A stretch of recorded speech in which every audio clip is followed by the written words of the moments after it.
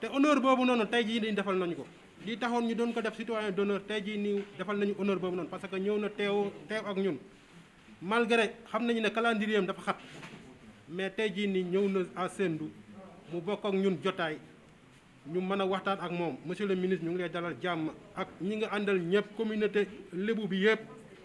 ñu ngi lay dalal jàmm fii nii à Sendou di nuyu bu baax les coutumiers yi nga àndal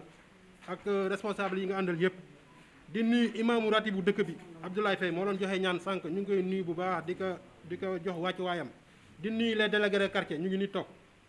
di nuyu comité bi xamante ne depuis mbas mi bi mu wàccee ci Sénégal ba léegi ñu ngi taxaw pour nu mu tudd éradiquer jàngoro boobu noonu ci biir Sénégal surtout nii fii ne à Sendou parce que jàngoro boobu noonu bañ fi am comité boobu noonu ñu ngi koy nuyu bu ñu tuddee Mamadou Malick Diouf mi nekk président yóbbaale na membre yi ci bokk yépp di nuyu bu baax di sant bu baax aussi l'ICP bi xamante ne yàgguñu ko affecté fii nii à Sendou yàlla dogal lii nii mu am situation yi nii mu am ñu ngi koy nuyu bu baax ak la sage-femme bi xamante ne moo ñu dalal fii nii ci maternité bi donc ba ma waxee loolu damay jël notable yi yëpp bàjjenu gox yi nu mu tudd responsable jeunes yi ñëpp i matron yi xamante ne ñoo nekk fii nii ci maternité bi ñoom ñëpp ku ci nekk ñu ngi leen nuyu sa tur ak sa sant di la jaajëfal ci teewaay bii nii monsieur le ministre Sendou dafa nekk un cas particulier parce que yàlla def na depuis mbas mi bi mu wàccee ci Sénégal ba léegi on touche du bois Sendou moo nekk la seule commune à ce que amugul benn cas bu ñu wax ne c'est un cas positif loolu noonu ñu ngi koy sant yàlla bu baax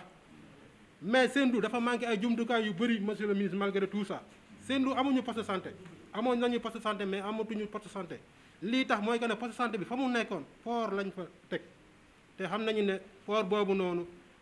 c'est un projet de l'État comme bi xamante ne moom la nar a andi ci àdduna bi kenn mënu ko xayma mais santé mu nekk loo xamante ne c'est primordial donc buñ ñu tojalee suñu poste de santé dañu waroon tabaxal beneen poste de santé mais tey jii nii poste de santé bi ICP bi mu ngi nii nekk fii di xat-xatloo avec la sage-femme te ñun ñëpp xam nañu ne fu ñu nit ki di juddoo nit warul nekk à côté di faju àndul donc monsieur le ministre je pense que sa ñëw bii nii dinañu permettre à ce que ñu wax fa ñu war a waxee mais dinañ permettre aussi à ce que bu ñu fi jógee ñoo xam ne suñu jàngoro dina faju te loolu à Sendou moo nekk suñu jàngoro tey am nañu place bi suba bañ ñu ne woon ne matériel bi ñëw na ñu ne leen ay cam commencé leen donc loolu noonu lu ñu nekkoon di wax la aussi ñu xam ne Sendou fii dafa enclavé wu parce que bu ñu amoon jumtukaay yëpp te amuñu ay tali ak yoon yoo xamante ne yu praticable la gis nañu yoon wi ñu jaar boobu léegi bi ñu ñëwee loolu noonu nawet bi bu ñëwee day gën a am ay difficulté dinañ am infrastructure sanitaire yooyu yëpp mais duñu am ay yoon yoo xamante ne c'est praticable pour ñu mën a am accès si structure sanitaire yooyu noonu beneen bi mooy gën a Sendou aussi ba mu daj amul comment dire amul benn pharmacie ñun déposité benn dépôt médicament la ñu am la commune bu dotee le poste médicament foofu lañ koy stocké amatul beneen pharmacie boo xamante ne tey jii nii bu médicament amulee fii dinañ ko mën a dem jënd ji sa pharmacie boobu noonu donc ñuy ñaan ci sa njàppale nga andil ñu pharmacie fii nii à Sendou beneen bi aussi mooy que ne monsieur le ministre ñun amoon nañu une ambulance mais tey jii nii suñu ambulance ñu ngi nii gaare benn fonctionnaire la ci donc mu nekk ay gàllankoor yoo xamante ne tey jii nii bu ñu Sendou am na 0 cas de Covid 19 ak problème yi fi nekk yëpp je pense que dina xaw am benn comment dirais-je là dina am benn kii bu mu am donc loolu noonu je pense que lu ñu war a régler la fii nii à Sendou donc monsieur le ministre ñu ngi lay jébbal suñu kàddu si noonu xam ne lii la yàlla andi fii nii c'est pas un hasard c'est juste pour suñuy problème ñu wax la ko nga fajal ñu ko Sendou parce que xam nañu ne yaay ñun ñooy yow te Sendou doo fi gan encore une fois au citoyen d'honneur nga fi te xam nañu sa jaar nga kudd gis nañu résultat yi fa am parce que man j'étais étudiant bi ngay nekk kudd jaar nga ministère du tourisme gis nañu résultat yi nga fa def jaar nga ministère des collectivités territoriales moo andi lii tey moo tax Sendou nekk commune tey jii nii yàlla moo la dénk Macky si wóolute Macky Sall mu dénk la santé te gis nañu résultat yi nga def monsieur le ministre imaginal tey jii nii adduna ba mu wër këpp Sénégal rek mooy wàññi ay 100 cas de guérison c'est grâce à vous monsieur le ministre donc loolu noonu jàppal na la communauté de Lébu bi yëpp mu ngi sa ginnaaw di la xeexloo guddi di la xeexloo bëccëg te incha allahu rabbi combat boobu noonu duñ ko mas a bàyyi xanaa yaa nañu noonu ñun bàyyi nañu mais tant que yaa ngi ci chaque jour que Dieu fait ñu ngi si monsieur le ministre te xam na ne Sendou du des ginnaaw incha allah rabi foofu laa bëggoon a tëjee di gërëm ñëpp ñi xamante ne ñoo la yëngu si santé bi ni à Sendou yàlla dimbali ñu ba Sendou 0K bi ñuy wax noonu toujours muy nekk 0K incha allah rabi yàlla mën na ko yàlla def. merci beaucoup jërëjëf. merci beaucoup Salif Faye Daf monsieur le maire maa ngi lay remercier bu baax di rafetlu bu baax sa wax di nuyu l'imam ratib di nuyu l'ensemble des délégués mais di beral nuyoo l'ICP et la sage-femme parce que ñoom sama njaboot lañ ma ñëw ci structure de santé bi malgré li nga décrire ma fekk quand même une structure de santé bien tenue parce que nit ku nekk mën nga ko tere lu nekk mais mënoo ko tere seetlu j'ai pu remarquer que vous tenez bien votre structure et je vous en félicite donc monsieur le maire wax nga ko léegi Sendou am naa fii kër gi ma dugg léegi muy kër Adama Ba sama këru bopp la parce que bu ma neexee guddi fekk ma fi ma ubbi nekk fanaan ba suba may remercier le doyen Adama Ba si loolu ñëw nañ fi ñëwaat fi wax naa léegi ne ba seddu ne dañoo bëgg a bokk si raawante gaal man de dama gëm ne ni ma war a mën a jëlee gaal ak raawante may ko waa Yoff noonu laa war a mën a jëlee gaal ak raawante jox ko waa Sendou parce que ku nekk sa deret nga am bon nag dëkk bi dama yaakaar ne man tam fi la ma dëkk comme waa dëkk bon nga jëlal nuyoo waa Sendou yëpp nga jottalil ma leen ko wax leen seen doom Abdoulaye Diouf Sarr mi ngi leen di nuyu bu baax a baax a baax ñu ngi ñaan suñu borom mbas mi di Covid 19 ngeen di ko dégg rek mais ngeen fagaru bu baax pour mu bañ a dugg mooy conseil yi ñu leen jox léegi te le premier combattant mooy le maire mooy bien sûr les personnels de santé dans le cadre de la prévention mais mooy l'imam les délégués de quartier na si ñëpp soobu rek pour sensibiliser di ngeen jot les masques di ngeen jot les produits ngeen bouger si incha allah maintenant ce qui me concerne may remercier Adama ak Mohamed mais danaa jox le comité tout à l'heure une participation symbolique pour que ngeen commencer ci dawal en termes de fonds de roulement jusqu'à ce que vraiment li xamante ne moom ngeen noté comme ay besoins fii ñu réaliser ko te je peux vous dire que nous allons le réaliser am nga terrain dans le cadre du BCI incha allah le directeur des infrastructures tey gungewuma mais Saliou il faut noter que bu Sendou joxe terrain nous on va transférer le financement pour ngeen réaliser cette poste de santé donc il va falloir informer le DIEM pour que loolu ñu mën ko def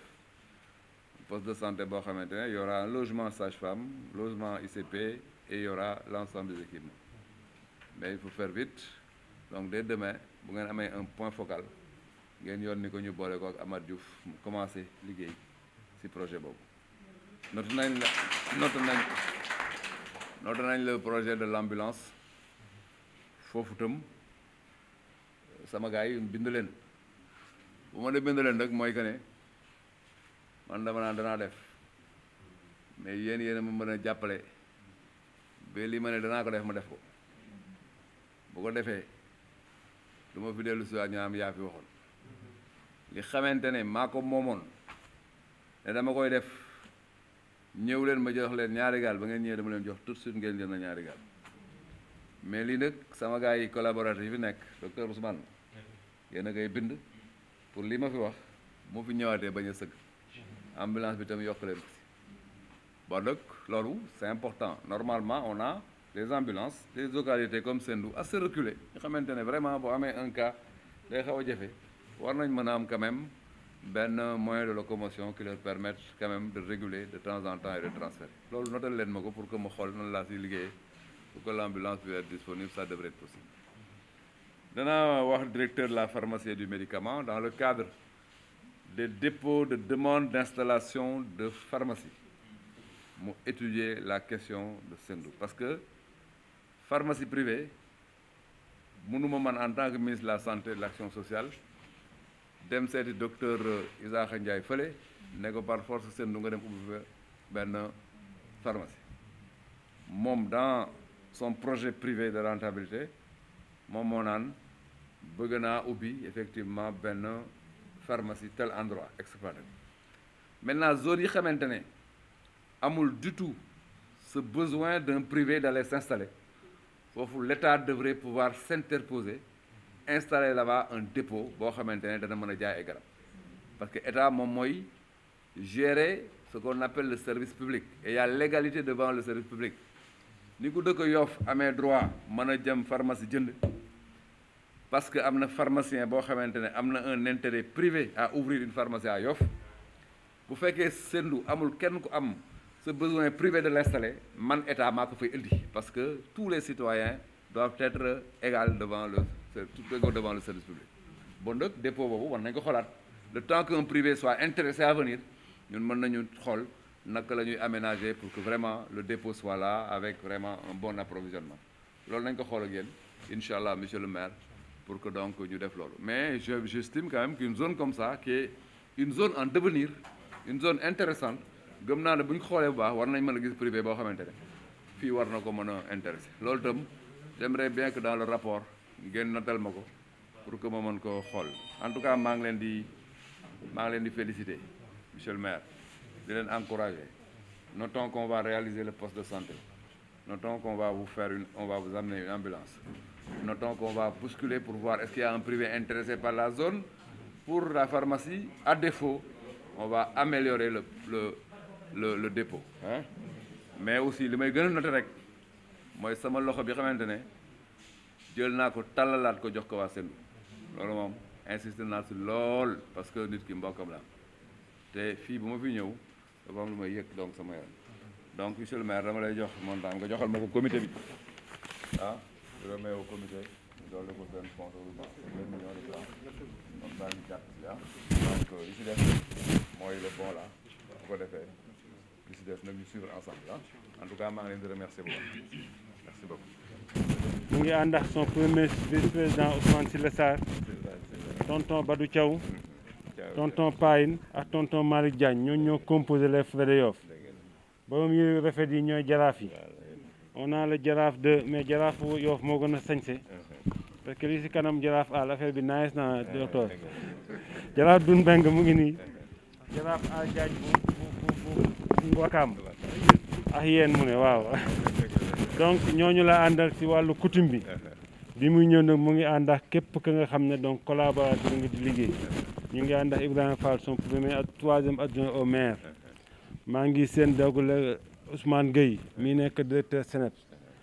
Mohamed Samb mu ngi nii Babacar Mbeng directeur de cabinet chef de cabinet As Ndoye mu ngi nii Assoumane mu ngi nii donc maa ngi gis Daaf maa ngi gis As ñoom ñëpp maa ngi leen di gis maa ngi gis Bassirou maa ngi gis Bassirou waaw tout le monde est là kon jigéen ñëpp ñoo ko gunge àndax moom boo gisee coutume bi àndax moom coutume bi dañ doon defar ñoom benn tournée de sensibilisation depuis démb def nañ commencé nañ Yoff dem Wakaam dem Ngor sànq ni ñu demoon léegi yéen Sendou jóge fa ñëw yéen donc monsieur le maire monsieur le ministre donc ñooñu la àndal seetse la di wax ne tànk yi ko tax a jóg rek mooy comme niñ ko waxee dañ lay jox yow nga dalal ko après moom mu tànni message am après donc ñu dem gunge ko fii xam ne moom lay seetuwaat mu ñëw bi muy ñëw nag comme dañoo toll si wàllu sensibilisation ak lépp bon bi mu ne bu ñëwee na ko teg sa loxo après de demee boo yónnee fële sa ministère de la santé nga laajte ku ñu wax madame Ndaw numéro mu ngi dinañ la jox 50 cartons de madar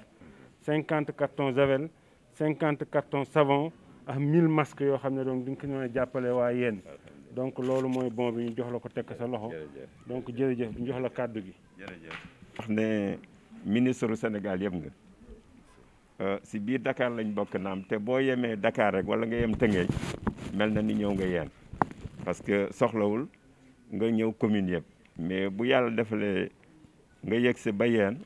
parce que boo jógee Dakar wala nga jógee Ngor mën nañoo wax ne yéen mooy commune bi gën a sori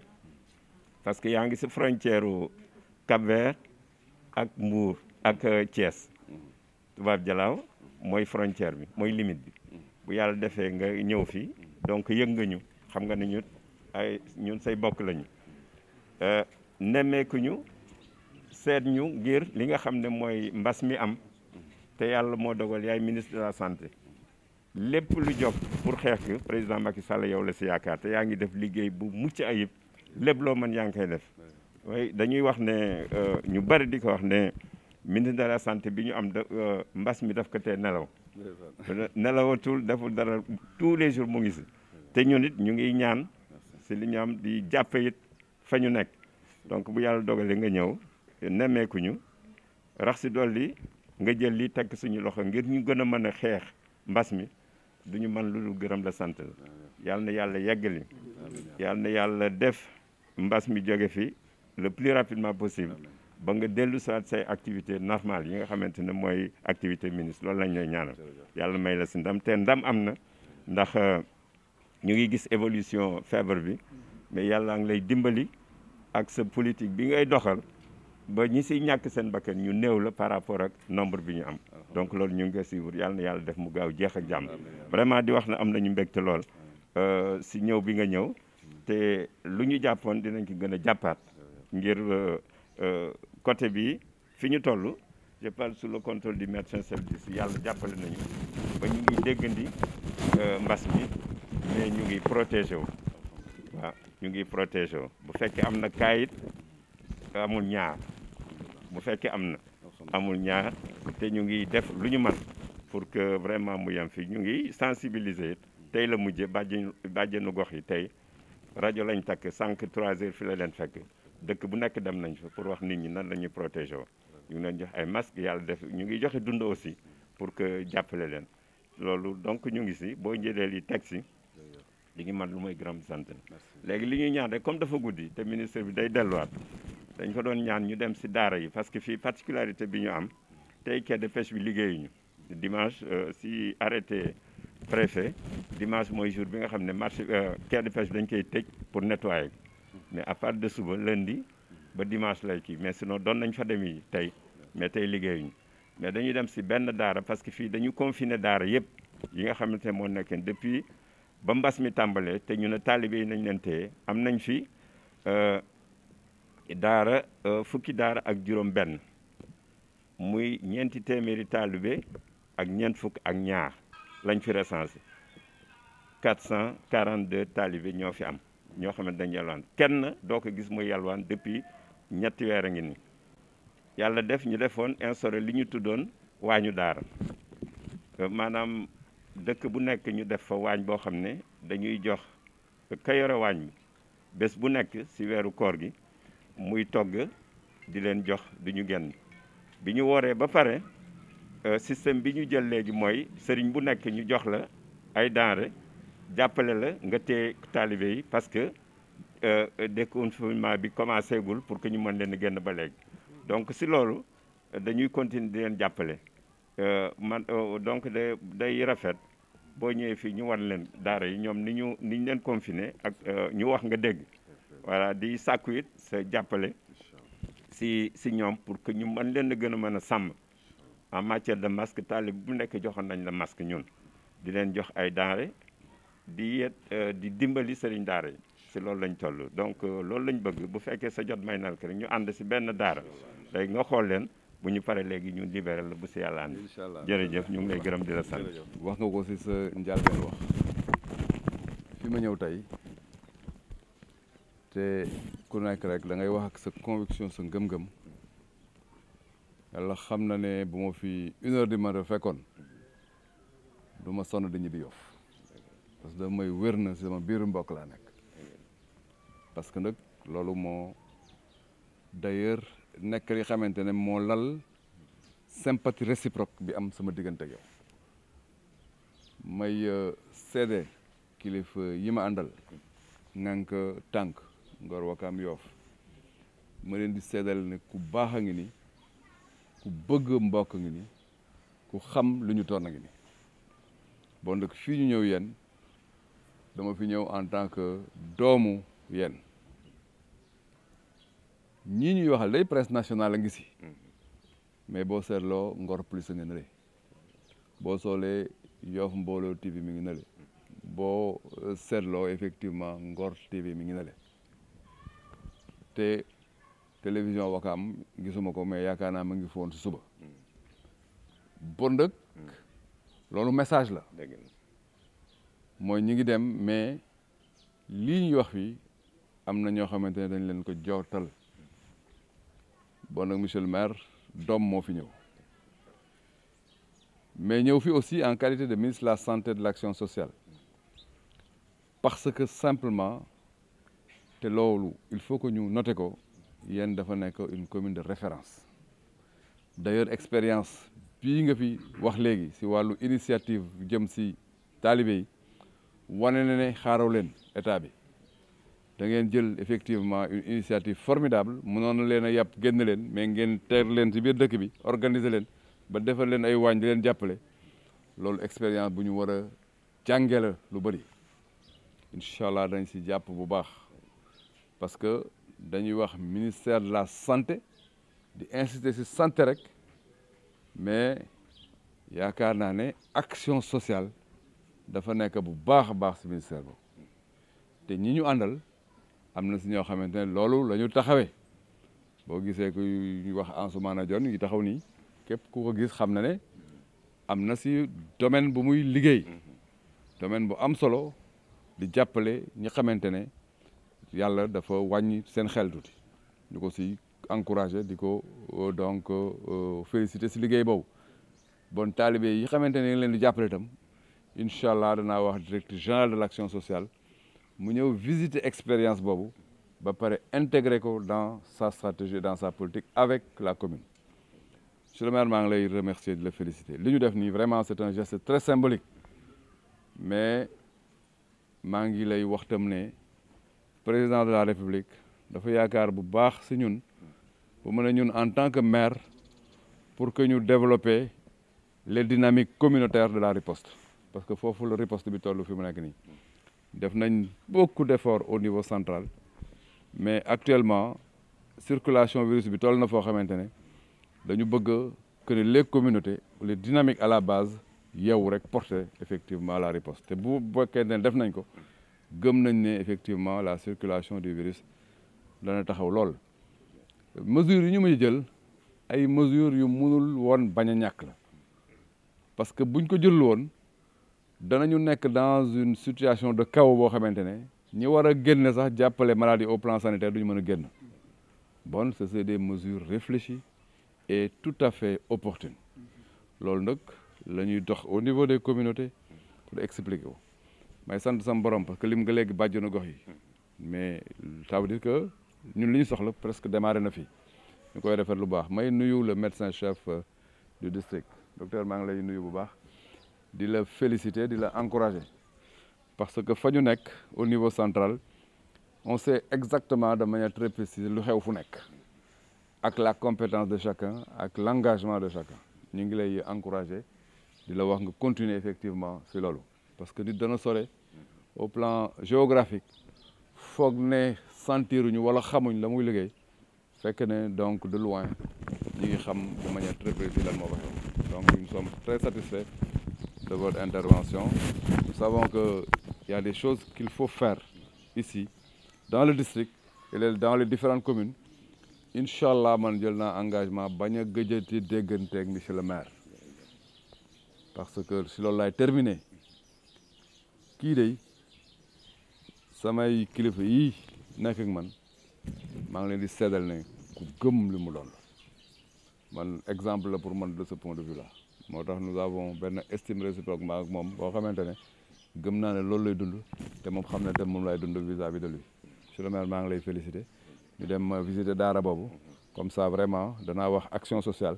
ñu dellu si fi incha allah man à titre personnel incha allah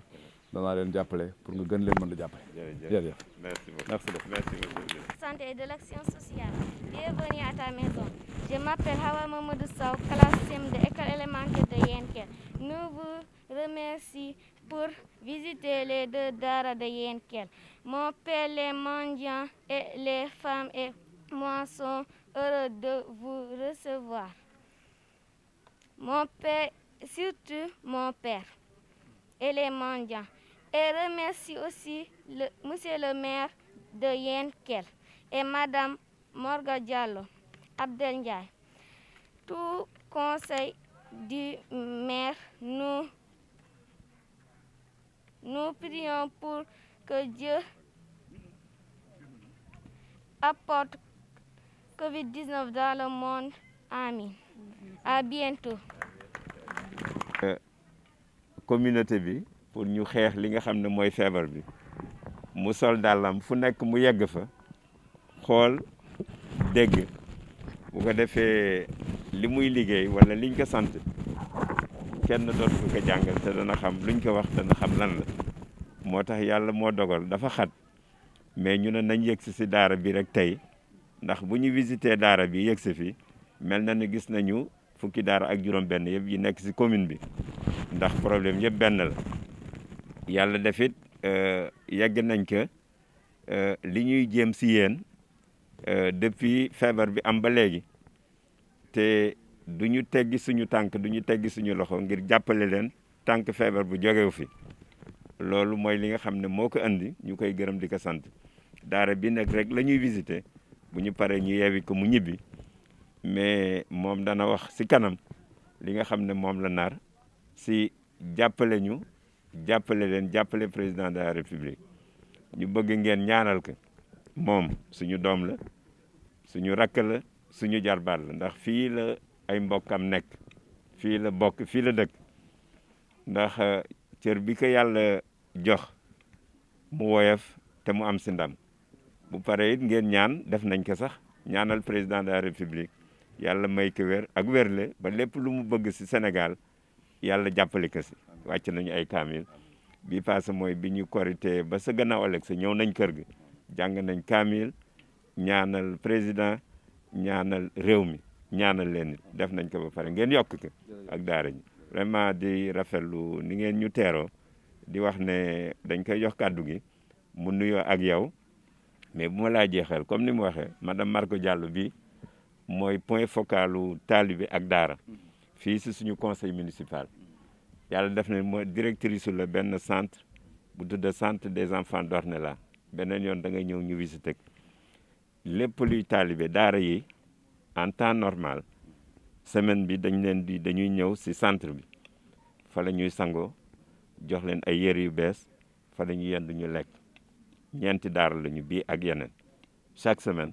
am nañ fa aussi ay infirmiers yoo xamante ne ñoom ñu nga fa ku am feebar wala nga am góom foofu lañ leen di faj moom mooy directrice bi donc moo tax comme yàlla def na nekk na conseil municipal moom lañ dénk lépp luy daara yi parce que commencé na di leen gérer avant lii di am benn centre boo xam ne ay partenaires italiens ñoom lañ si àndal ñu financé que ñu ne ñu jàpp si donc moo tax ñu ngi koy gërëm di ko sant lépp lu ñu def si daara yëpp si loxo am la jaar moom chaque jour mooy indi dépense mooy indi ceeb mooy indi lépp lu ñu leen di jox si loxo am lay jaar donc ñu ngi koy gërëm di ko sant te ñoo xam nañ donc monsieur le ministre jërëjëf vraiment merci si ñëw bi nga ñëw. di jël nuyoo sa naataangoo yi nekk si tund bi yëpp jox la ko nga jottalil ma leen ko di féliciter bu baax monsieur le maire parce que lii mu def tey initiative bu rafet la bu ñu war a jàngale sax te incha allah dana ñëw xool ko nu muy bindoo pour mën ko dupliquer parce que boo gisee lu baax ñëw jël ko yóbbu ko feneen dara ayu si may féliciter madame Margot bu baax parce que taxawaay bu mel nii si xol la nekk new rek si bëgg ko def ko il faut mu nekk si yow nekk sa xol nga mën ko def bon nag maa ngi lay féliciter bu baax madame di la féliciter bu baax a baax a baax a baax damay déglu des fois Adja Xaar Mbay muy wax ak xale yi dugal si biir ku leen juróon yërëm leen loolu lépp la xale yi nag wax dëgg yàlla wane nga ne yow yaa leen jur monsieur le maire wane na itam yow mënoon nga demee neneen yab leen yóbbu mais da nga leen boot uuf leen intégré leen di leen jàppale moo tax oustaz ñu ngi nuyu tam xale yi parce que ku gis toogaay ba rafet bi si contexte bi ñu nekk da ngay wax alhamdulilah alhamdulilah de bëgg naa ñu wane ko ba Sénégal yëpp gis ko loolu am na solo lool may félicité bu baax sa doom bi jàng message bu bienvenue parce que message bu fort la jàng message bu am ñam la jàng boo xamante ne li si nekk xale moo ko wax mais si xol la génne koy félicité bu baax di wax ne nag président de la république lii la ñu dégal li ñu nekk nii loolu la ñu digal ku nekk rek am na lu mu la santé nga koy def moo tax man ma ñëw fii si yéen xamante ne samay mbokk ñoo fi nekk di ñaan ngeen ñaanal ko pour que mission bi ko réew mi dénk mu réussir ko kii nag maag moom li nekk si ñun mooy lu nekk loo xamante ne ku nekk si sa bopp yaa ngi koy yëg si sa bopp mu jëm sa morom te daf mu wér parce que nuyu nit si loxo mu jox la loxo rek mën nga si jàng lu bëri wax ak nit tam mu wax nga wax rek mën nga si jàng lu bëri bon nag fii bu ma fi ñëw dama fi ñeme lool mu nekk sama dëkk danaa teg lu symbolique si loxoom loo xamante ne daara yëpp lay xool naka la koy dugale si seen initiative loolu dafa am solo lii ñu yàlla boole tey nag yaakaar naa ne moo téye jamono mooy alxuraan yàlla boole ñu si nga jàng boo yeex ñu ñëw ñu fekk xarma bi yàlla na si yàlla dugal lépp loo xamante ne mooy génne Covid 19 bi si àdduna bi ñu ngi koy ñaan bon dëkk loolu laa ne woon danaa ko si yokk en tout cas li ma gis fii dal na xel bu baax a baax a baax a baax monsieur le maire damay joxe une contribution boo xamante ne pour daara yëpp la nga xool noo ma koy dugalee si initiative bi donc mu nekk loo xamante ne vraiment dafa wane ne lii ma gis fii daal doy na gis dara nag tricher ko bu fekkee lu baax la dara amu si ma bëgg monsieur le maire c'est mon premier adjoint Abdou Naar boo dee nga wax yaay waa Yoff ñu tricher ko parce que monsieur le maire du ñu demander droit d'auteur bu demee ñu def loolu parce que dafa am solo lool dafa am solo lool am na initiative yu bëri ñu jël foofu mais nii nga koy defee nii en tout cas man dal na sama xel waaw ba sax dans le conseil pourquoi pas nañu jël un conseil boo xam ne dañ koy affecté toute la question liée au daara comme ni Margot di def bu ko defee sax ñu envoyé ko formation mu ñëw formé donc loolu daal laa ne woon danaa ko fi yokk maa ngi leen di remercier bu baax asalaamaaleykum wa rahmatulah. ma ji noonu lay si jërëjëf bu baax a baax ñaareel bi noo ngi gërëm góor gi siis noo ngi koy ziyaare bu baax a baax mën naa ni sëriñ daara yi fi nekk yu bare kenn gënu ma xam góor gi siis mi toog man xam naa ko yàgg na moom xamuma woon waaye seede lu muy def ci dëkk bi avant ñetti weer yi boo dara ñëwul mooy génne ci poosam leer nañu avant muy génne ci poosam man xam naa ko xam naa waajuram xam naa fu mu cosaanoo xam naa yi maamam yu ay borom daara lañ moo tax mu sopp daara lu muy def ci daara nun dana yore fii ba Matam fii ba Ourossogui sunay taaliba ñu nga foofu dañoo woote naka la foofu mel ba fii ba Koungheul mais lu muy def kenn de ko fi nun ñoo seede nu moom seede na nun ñoo boole waral na nun yàgg nañu si dëkk bi moom mii moo waral nun taalibi ñu ñuy dajaloo nu def benn association ñuy def ñaan sakk alxames sakk aljuma ñuy def aljuma ji nekk alxames ji nekk dañu def fukki kaamil gaaw noonu yomb na dañu def am xaw yi 16641 la diif muy zaxtu yi juróom-ñaari fan muy zaxtu yi loolu xëjul si Sénégal te alhamdulilah bil alamin gis nañ mandarga bi fii te bu soobee yàlla bu jàppee fu mu jàppee bàyyiwul ci kanam rek ak yow mi ñëw ci kanam rek kon nag noo leen di ñaanal jàmm li ngeen suba ak ngoon yan na ko yàlla mottali noo ko ñaan yàlla ak moom yàqu fi dara moo entourage bi yëpp ñu ànd ñëpp ko ka nga xam ne ki ñëpp kenn ci amul sikk man de gisuma ko chéri islam dafa ni boo foloo na nga jël micro territoire loolu sari moo ko njëkk kii nga déglu nit ñi la ñuy wax ndax góor gi bu baax la wala baaxul xamuñu la mais man ci dëkk bi laa nekk li may dégg jàmm rek ak mbaax boo jàppee foofu bayoo incha allah ci kanam te nu ne tamit waxoon na la keroog yow def nga li nga war a def ñun ñaan luñ yor te ci kattanu yàlla ak mbaaxam lépp lu sumba nu daan ko ci ñaan ba soobee na bi musa parce que yàlla moo ko wax yàlla moo ne bu fekkee am nay mbokk fii ci suuf ñu jàngay alquran la yaakaar naa ni alhamdulilah rabbil alamin kenn gënu na si alquran kenn ëppalewu na si bu nu neexee fii balaa ba seen ñu kaamil gi wadda kooku foofu rek la mën a yem kooku nag góor gi si noonu lay nuyu da la gërëm da la sant da la gën a sant mu ne sa mise santal nu góor gi noonu tamit noonu lay sant Sarr yal na yàlla guddal sa taxawaay comme ñëw nga ba fii nu ne tamit biir ñaan bi wala biir xawaatim yi dañ lay si dugal wasalaamaaleykum wa rahmatullah